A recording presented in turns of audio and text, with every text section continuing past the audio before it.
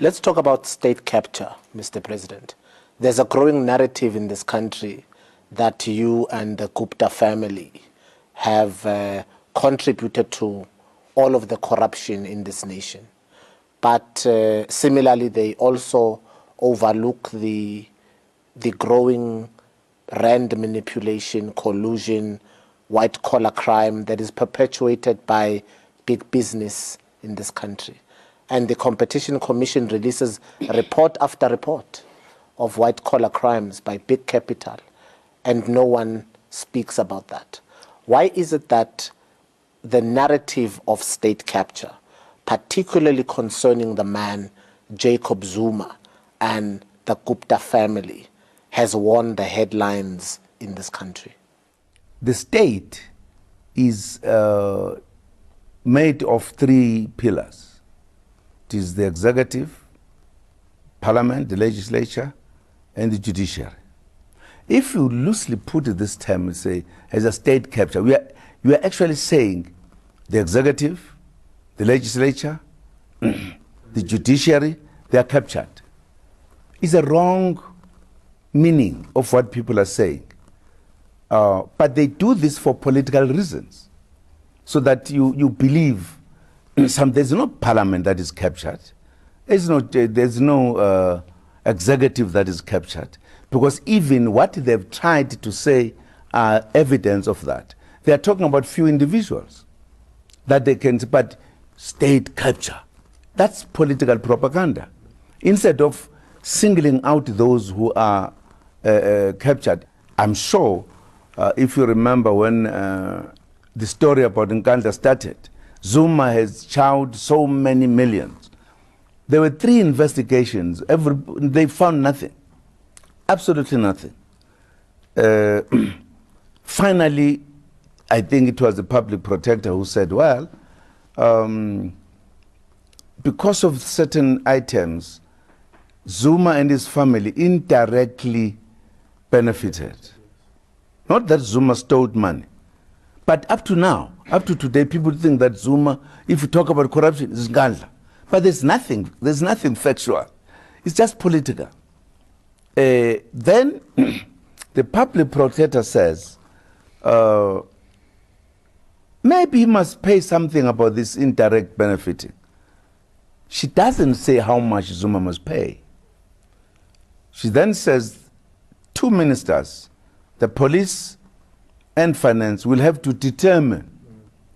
And I wait for the determination. I wait for a long time. But I'm being punished that I did not pay. I was now being funny to my oath. But how much was I going to pay? Because I was waiting for the determination. At a given time, a minister of police made his own determination. There was no, he can't pay because it was that department that said these items must be made. So he made a determination. And of course, I'm just telling you, you try to say, what is it that Zuma has done? It has gone to court, but of course the judgment comes and creates an impression that this Zuma has done so much. I'm just saying, there are many things. When I established the Commission of Inquiry, one of the things they will have to clarify, what is a state capture? I'm sure I will be very keen to know. Is that phrase correct? Because if at all some people they capture you or me, they must say so. They can't just make it sound so important, so big, the state capture. We know what a state is if you define it. Nobody has said there are judges, there is a whole parliament is captured.